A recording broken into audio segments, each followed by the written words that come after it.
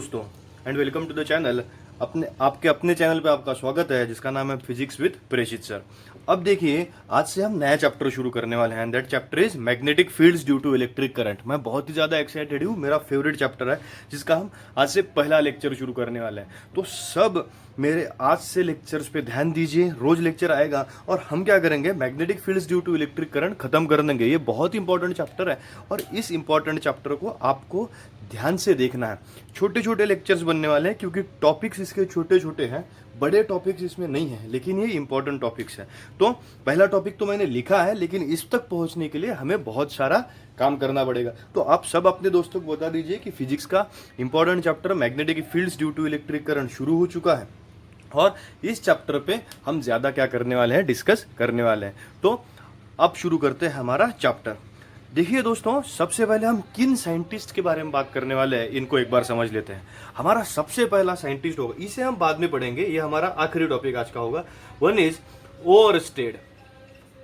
एक ओरस्टेड करके साइंटिस्ट था। अब इस ओरस्टेड ने क्या किया, इसके पास एक वायर थी। देखिए हमारे पास भी एक वायर है, इसके पास एक वायर थी, समझ लीजिए ये वो वायर। अब इस वायर में क्या होता था, समझ लीजिए इसे स्ट्रेट मैंने कंसीडर कर लिया। अब इसको मैंने लूप में ले लिया है, एक लूप समझ लीजिए इस वायर का हम क्या कर लेंगे, कंसीडर कर लेंगे। तो समझ लीजिए ऐसा एक लूप था।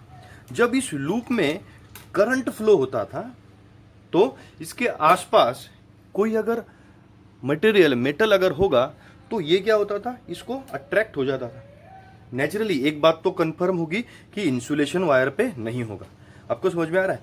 ऐसा एक लूप था जिस लूप में समझ लीजिए करंट फ्लो हो रहा है ओरस्टेड का सबसे पहले। तो उसने क्या कंसीडर की थी, वायर कंसीडर की। वायर में क्या फ्लो होता था, करंट फ्लो होता था बेटा, आई। और करंट अगर फ्लो होता तो यहां पे अगर कोई मेटल है तो मेटल क्या हो जाता था, उसके तरफ अट्रैक्ट हो जाता था। तो उसको लगा ये तो कुछ नई बात है, ये कुछ ऐसा है जिससे हमें पता नहीं, जो हम समझ नहीं सक रहे, क्योंकि इलेक्ट्रिक करंट तो प्रॉपर्टी नहीं इंडिकेट करता था अट्रैक्शन की। फिर उसे ऐसा लगा, हमारा चैप्टर शुरू बहुत देरी से होता है इसलिए मैं थोड़ा सा इंट्रोड्यूस कर रहा हूं। तो फिर उसे ऐसा लगा कि इलेक्ट्रिक करंट में ऐसी क्वालिटी हो सकती है जिसके वजह से मैग्नेटिज्म डेवलप हो रहा है। समझ लीजिए, देखिए तो ऐसा किसे लगा, ओरस्टेड को। तो ओरस्टेड सिर्फ उसे क्या कर पाया, समझ नहीं पाया, उसे सिर्फ इंडिकेट कर पाया कि ऐसा हो रहा है दोस्तों। और फिर साइंटिस्ट आए, जो 3 से 4 साइंटिस्ट है जिसके नाम हमें पता रहने चाहिए। वन इज गॉस, फिर फैराडे, गॉस आया, फिर फैराडे आया, हेनरी नाम का एक साइंटिस्ट था। इन सब साइंटिस्ट ने मिलकर क्या किया, इस स्ट्रक्चर को आगे बढ़ाया। और उन्होंने क्या बताया, साइंटिस्ट के नाम तो आप बस ऐसे ही एग्जाम में कभी पूछे नहीं गए। उन्होंने बताया कि वायर को लूप मत करो बेटा, वायर को क्या करो, स्ट्रेट करो। उन्होंने वायर को क्या कर लिया, स्ट्रेट। और वायर को जैसे ही स्ट्रेट किया तो उन्हें एक चीज समझ में आ गई कि अगर इस डायरेक्शन, देखिए अब करंट, समझ लीजिए मैंने इस वायर को ऐसे स्ट्रेट कर लिया है, तो उन्हें एक चीज समझ में आ गई कि इस डायरेक्शन में अगर करंट फ्लो हो रहा है, इस डायरेक्शन में अगर क्या हो रहा है, करंट फ्लो हो रहा है, समझ लीजिए ऐसे मेरे थंब के डायरेक्शन पे, समझ में आ रहा है, तो उसको कर्व करके, यानी राइट हैंड से अगर मैं करूंगा तो अगर इस डायरेक्शन में क्या हो रहा है, करंट फ्लो हो रहा है, तो उसको कर्व करके इस डायरेक्शन में कौन सी फील्ड आएगी बेटा, मैग्नेटिक फील्ड आएगी। यानी ये राइट हैंड थंब रूल उन्होंने दे दिया कि अगर thumb indicates direction of electric current, then the fingers around it, fingers around the conductor, देखिए ऐसे कि थंब क्या इंडिकेट कर रहा है, डायरेक्शन ऑफ इलेक्ट्रिक करंट, और मेरे फिंगर्स क्या इंडिकेट कर रहे हैं, डायरेक्शन ऑफ मैग्नेटिक फील्ड। यानी यहां पे एक चीज तैयार होगी दोस्तों, आपको मजा आ रहा है ना, यहां पे एक चीज तैयार हो गई कि जिसमें पता चला कि इलेक्ट्रिक करंट फ्लो होने के वजह से क्या डेवलप हुआ, मैग्नेटिक फील्ड डेवलप हुआ, मैग्नेटिक फ्लक्स डेवलप हुआ, मैग्नेटिक इफेक्ट डेवलप हुआ, मैग्नेटिज्म डेवलप हुआ। कुछ समझ में आ रहा है क्या हो रहा है, कि एक चीज इलेक्ट्रिक करंट फ्लो होने की वजह से वहां पे क्या डेवलप हुआ, मैग्नेटिक फील्ड डेवलप हुआ। मैग्नेटिक फील्ड पहले से नहीं थी, मैग्नेटिक फील्ड किसकी वजह से डेवलप हुई, इलेक्ट्रिक करंट के वजह से डेवलप हुई। इसीलिए फिर चैप्टर का नाम हमारे रखा गया magnetic fields due to electric current. समझ में आ रहा है आपको? हमारी वायर हम बाजू में रख देंगे, अगर इसका शॉक मुझे लग गया तो आपका चैप्टर रह जाएगा। तो हम क्या करेंगे कि magnetic fields due to electric current नाम क्यों रखा गया कि जिसमें हम ये कह सकते हैं कि इलेक्ट्रिक फील्ड भी है और कौन सा फील्ड है प्रेजेंट, मैग्नेटिक फील्ड भी है। यानी हो क्या रहा था, अगर देखिए ये इलेक्ट्रॉन है, मैं अब सिंबॉलिक डायग्राम एक निकाल के देखता हूं, ये इलेक्ट्रॉन है, the flow of electrons is electric current, ये हमें पता है। ये अगर सामने जा रहा है तो सामने जाने की जो फील्ड है, ये फील्ड समझ लीजिए दो प्लेन्स है कि नहीं, एक प्लेन है हमारे लिए वाई प्लेन और ये प्लेन हमारे लिए कौन सा होगा, एक्स प्लेन। एक प्लेन कौन सा होगा, एक्स प्लेन, दूसरा प्लेन कौन सा होगा, वाई प्लेन। तो एक्स प्लेन और वाई प्लेन, इन दोनों प्लेन्स को अगर हम कंसीडर कर लें तो एक्स प्लेन में कौन सी फील्ड होगी हमारे लिए, इलेक्ट्रिक फील्ड, और वाई प्लेन में कौन सी फील्ड होगी, मैग्नेटिक फील्ड। एक्स प्लेन में कौन सी फील्ड है, इलेक्ट्रिक फील्ड, और इस वाई प्लेन में यहां पे रेड कलर में ये कौन सी फील्ड होगी, हमारी मैग्नेटिक फील्ड होगी। और इस स्ट्रक्चर को, और ऐसा करंट क्या होते जाएगा, आगे आगे बढ़ते जाएगा कि इसमें दोनों गाने बजते हैं, इलेक्ट्रिक फील्ड का भी गाना बजेगा और मैग्नेटिक फील्ड का भी गाना बजेगा। तो ये हो गया पूरा डेवलप एक स्ट्रक्चर, और इस स्ट्रक्चर को कहा गया magnetic fields due to electric current. समझ में आ रहा है बच्चा आपको? समझ में आ रहा है कि नहीं आ रहा? और अब यहां से हमारा चैप्टर क्या होता है, शुरू होता है कि ये हमारा बेसिक कंसीडरेशन है। इस बेसिक कंसीडरेशन में कि वह मैग्नेटिक फील्ड प्रोड्यूस हो रही है, ये अगर आप फिक्स नहीं करेंगे या अगर आपके दिमाग में यही क्लियर नहीं होगा कि मैग्नेटिक फील्ड प्रेजेंट है, तो फिर तो प्रेषित सर जो कह रहे हैं वो तो सब झूठ है। अगर आप नहीं मानेंगे तो आपको इसलिए मानना पड़ेगा, ये मानना पड़ेगा कि बेटा मैग्नेटिक फील्ड प्रेजेंट है। और कैसे मानेंगे, तो आप खुद देख सकते हैं। आप बहुत बार सुने हैं ना कि करंट को आदमी चिपक जाता है, वायर से दूर रहो, चिपक जाओगे। चिपक जाओगे यानी क्या बेटा, चिपक जाओगे यानी क्या, मैग्नेटिक फील्ड प्रेजेंट है उसमें मैग्नेटिक फील्ड प्रेजेंट है, इसलिए सब कहते हैं कि क्या हो जाओगे, चिपक जाओगे। तो इलेक्ट्रिक फील्ड और मैग्नेटिक फील्ड, इन दोनों के फॉर्मूला मिला के, इन दोनों के फोर्स मिला के एक फोर्स बनता है, जिस फोर्स को कहा जाता है लॉरेंट्ज फोर्स। और ये हमारा पहला टॉपिक है। समझ में आ रहा है आपको? इन दोनों फोर्सेस को मिला के एक फोर्स बनता है, और जिस फोर्स को कहा गया है लॉरेंट्ज फोर्स। और इसको हम फर्स्ट टॉपिक कह सकते हैं कि ये हमारा किक स्टार्ट है कि व्हाट इज लॉरेंट्ज फोर्स। कि अगर इस स्ट्रक्चर में देखिए, अब मैं क्या कह रहा हूं, आप स्टेटमेंट बाद में पढ़ेंगे, स्टेटमेंट तो बहुत ही चिल्लर है अगर आपको मेरी बातें समझ में आ गई तो लॉरेंट्ज फोर्स को एक बार समझने के लिए मेरे साथ में रहिए सब। देखिए, मैं आपको और भी इजी स्ट्रक्चर में समझाता हूं, डायग्राम आपको नहीं निकालनी है, आपको बस समझना है। और मैं जो लिखूंगा उसके साथ आप क्या करेंगे, बस स्टेटमेंट पढ़ेंगे। देखिए, एक कंडक्टर है बेटा, इस कंडक्टर में आई नाम का करंट फ्लो हो रहा है। अब आई नाम का करंट चल रहा है और इस चलते चलते उसने क्या कर दिया, ये ब्लैक कलर की एक फील्ड डेवलप कर ली, और इस फील्ड को कहा गया इलेक्ट्रिक फील्ड। बराबर है? कौन से एक्सिस पे है, एक्स एक्सिस पे। समझ में आ गया आपको कि उसने क्या कर लिया, एक ब्लैक कलर की कौन सी फील्ड डेवलप कर ली, इलेक्ट्रिक फील्ड डेवलप कर ली। ऐसे समझ लीजिए कि ये ब्लैक कलर की कौन सी फील्ड है, इलेक्ट्रिक फील्ड है।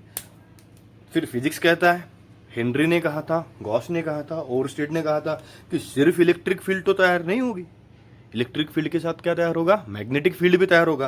तो ये जो ऊपर ऐसे परपेंडिकुलर स्ट्रक्चर्स में मैंने लाइन निकाली है, ऐसे परपेंडिकुलर, तो इसे ये कौन सी फील्ड तैयार होगी बेटा, मैग्नेटिक फील्ड। समझ में आ रहा है ना आपको कि वायर है, समझ लीजिए हमारा एक बार वायर, मैं एक बार फिर से ले लेता हूं, ये हमारा वायर है। इस वायर में इस डायरेक्शन में कौन सी फील्ड है, इलेक्ट्रिक, और इस डायरेक्शन में कौन सी फील्ड तैयार होगी, मैग्नेटिक।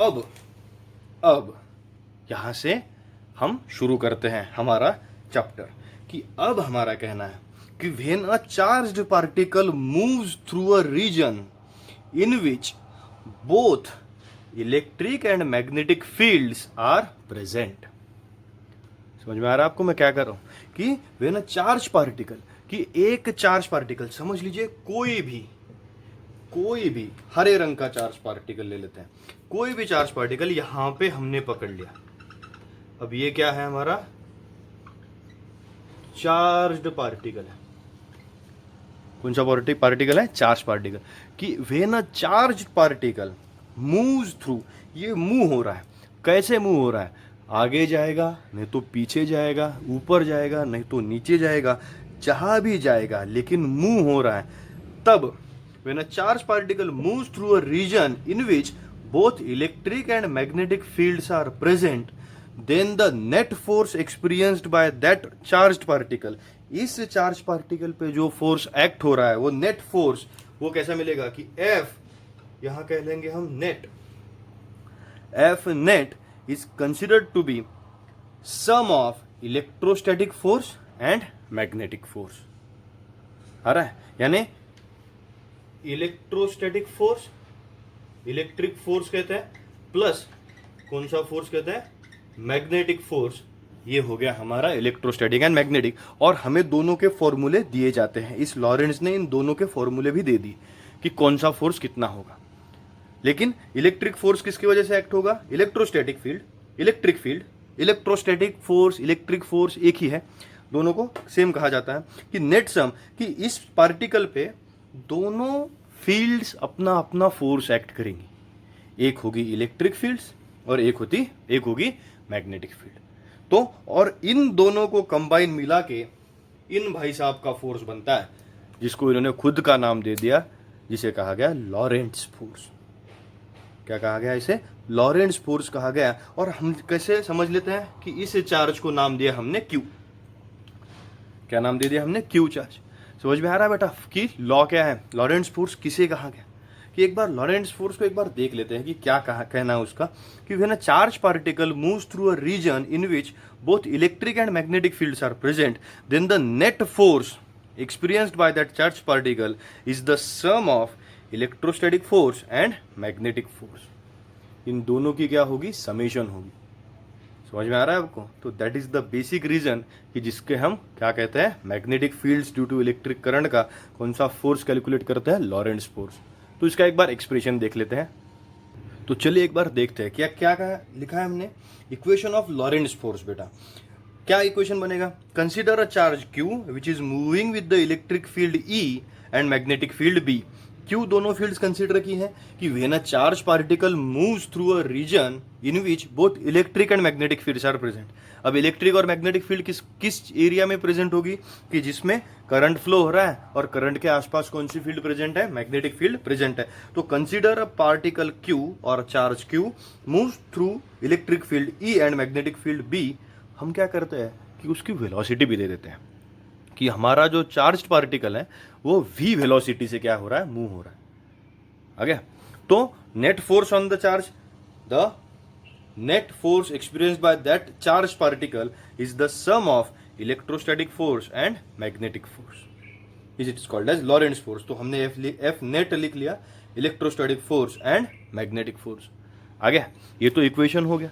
बेटा कमेंट बॉक्स में लिख लीजिए कि समझ में आ गया, चमक रहा है तो आगे बढ़ते हैं, चमक रहा है बेटा तो आगे बढ़ते हैं। तो इस आगे बढ़ने में हम करेंगे क्या, अब हम इलेक्ट्रोस्टैटिक फोर्स की वैल्यू डाल देंगे। यहाँ पे इलेक्ट्रोस्टैटिक की फोर्स की वैल्यू क्या आएगी, Q इंटू ई। और ऐसी ही मैग्नेटिक फोर्स की वैल्यू भी उन्होंने क्या कर दी है, हमें डायरेक्ट दे दी है, लॉरेंट्ज ने ही निकाली थी। तो इन दोनों को डालेंगे डायरेक्टली और हमारा नेट इक्वेशन जिसको हमें याद करना है वो हम क्या लेंगे, बना लेंगे। और हमारा फर्स्ट टॉपिक जो 2 मार्क्स का है लॉरेंट्ज फोर्स का, उसे हम क्या कर लेंगे, खत्म कर लेंगे। आपको समझ में आ रहा है कि हम क्या कर रहे हैं। ओके, तो कमेंट बॉक्स में बता दीजिए कि आगे बढ़िए सर, समझ में आ गया है सर। तो चलिए आगे बढ़ते हैं, चमक रहा है बहुत लोगों को, इसको मुझे पूछना पड़ेगा बेटा। अब आपको ध्यान में रखना है कि F net is equals to हमारा टोटल फोर्स कितना है, electrostatic force plus magnetic force. तो चलिए इसे पूछ लेते हैं, कोई टेंशन मत लीजिए, अच्छा इससे अच्छा लिखेंगे हम, इससे अच्छा लिखते हैं। तो चलो F नेट निकाल लेते हैं। तो चलिए फॉर्मूला देख लेते हैं। हमने पहले क्या लिखा था, F net Lorentz force is given by electrostatic force plus magnetic force. अब दोनों के फॉर्मूले की वैल्यू लिख लेते हैं बेटा, कि इलेक्ट्रोस्टैटिक फोर्स की वैल्यू कितनी आएगी, Fe is equals to Q into E. क्यों अब ये तो बहुत ही अच्छा आ गया कि Q ही क्यों आया, कि Q तो चार्ज है बेटा, and charge multiplied by electric field, ये फॉर्मूला होता है किसका, इलेक्ट्रोस्टैटिक फोर्स का, याद कर लेना है हमें। और दूसरा कि magnetic force on charge Q with velocity v, ये भी हमें दिया गया है, जो हमें लर्न करना है या हमें याद करना है कि F इज इक्वल्स टू, वैसे फॉर्मूला लिखा जाता है BQV, ऐसा याद करते हैं कि F इज इक्वल्स टू क्या होता है, मैग्नेटिक फोर्स। लेकिन बी क्यू भी तो कौन सा फॉर्मेट हो गया, स्टैंडर्ड फॉर्मेट नहीं हुआ, स्केलर फॉर्मेट हुआ ना। तो स्केलर के बजाय हमें कैसे लिखना है, वेक्टर में, और हमें पता है कि वेक्टर में प्रोडक्ट स्केलर है या वेक्टर है, उसके हिसाब से लिखना पड़ता है। तो Q into we cross b, क्योंकि Q तो स्केलर क्वांटिटी है, V भी वेक्टर क्वांटिटी एंड B भी वेक्टर क्वांटिटी। यानी कैसा होगा, ये हमें समझ लीजिए V वेक्टर है, ये समझ लीजिए आपके पास कौन सी वेक्टर है, B वेक्टर है, इसमें एक सर्टेन एंगल है, तो ऊपर की तरफ कौन सा वेक्टर आएगा, V क्रॉस B वेक्टर आएगा। आ रहा है ना आपको समझ में। अगर इन दोनों में एंगल कितना होगा, 0, V और B में अगर एंगल कितना होगा 0, तो मैग्नेटिक फोर्स की वैल्यू भी कितनी हो जाएगी, 0। आ रहा है समझ में। यानी कि दिस डिपेंड्स ऑन थीटा। अगर थीटा की वैल्यू 0 है तो समझ लीजिए if theta is equals to 0, तो V क्रॉस B भी कितना हो जाएगा, 0। थीटा की वैल्यू अगर 90 डिग्री तो V क्रॉस B भी वैल्यू कैसी होगी, मैक्सिमम होगी। आ रहा है समझ में। यानी चार्ज को कैसा भागना पड़ेगा, मैग्नेटिक फील्ड के परपेंडिकुलर। अगर ऐसी मैग्नेटिक फील्ड है तो चार्ज ऐसा ही भागेगा, अगर ऐसा भागेगा तो मैग्नेटिक फील्ड काम ही नहीं करेगा उस पर। ये समझ लीजिए, ये पूरा आपका दिमाग खोल लीजिए कि अगर ऐसा ही जा रहा है, ऐसा अगर मैग्नेटिक फील्ड ऐसी है और चार्ज भी ऐसा ही जा रहा है, तो उस पर फोर्स नहीं लगेगा मैग्नेटिक। मैग्नेटिक फील्ड अगर ऐसी है और चार्ज को ऐसा ही जाना पड़ेगा। आ रहा है समझ में। तो इसके लिए मैंने इसको समझा के बोला, ये आपको एमसीक्यूज में बहुत काम आ सकता है। तो Q into we cross b, बस सब्स्टिट्यूट कर लिया हमने कि F net is equals to क्या होगा, F E plus F M. F E यानी क्या, इलेक्ट्रोस्टैटिक फोर्स, एफ एम यानी क्या, मैग्नेटिक फोर्स। इन दोनों को हमें क्या करना है, ऐड करना है। वैल्यूज रख ली, वैल्यू रख ली, एफ ई की वैल्यू डाल दी हमने, Q E plus Q into we cross B. Q common निकाल लिया, E plus V cross B, this is our required Lorentz force. ये बहुत इंपॉर्टेंट एक्सप्रेशन है, क्योंकि इसको हम क्या करेंगे, यूज करेंगे। और magnetic fields due to electric current का पहला लेक्चर आपके पास है, इसे बेटा सब तरफ भेज दीजिए, सबको बता दीजिए कि हम magnetic effects of electric current पढ़ रहे हैं, magnetic fields due to electric current पढ़ रहे हैं। पूरा तहलका मचा दीजिए आपके होमवर्क्स को और मुझे लिख के भेजते रहिए। 11th के है, 12th के है, कोई टेंशन नहीं है, सबके लिए magnetic fields due to electric current एक ही है, लेकिन लॉरेंट्ज फोर्स आपके बोर्ड्स के एग्जाम के लिए बहुत ही ज्यादा इंपॉर्टेंट हो जाता है। तो बेटा पढ़ते रहिए, मैं पढ़ाता रहूंगा। चैनल को लाइक कीजिए, शेयर कीजिए, सब्सक्राइब कीजिए। उस सब्सक्राइब बटन को दबा दीजिए अगर नहीं दबाया हो तो, अगर दबाया है तो कमेंट सेक्शन में मुझसे होमवर्क के बारे में पूछिए, फिजिक्स के बारे में डिस्कशन कीजिए। हम फिजिक्स के बारे में डिस्कशन करने के लिए कभी भी तैयार है। ओके, होमवर्क मुझे भेज देना, मैं पढ़ाता रहूंगा, आप पढ़ते रहिए। Thank you. अगला लेक्चर कल अपलोड होगा।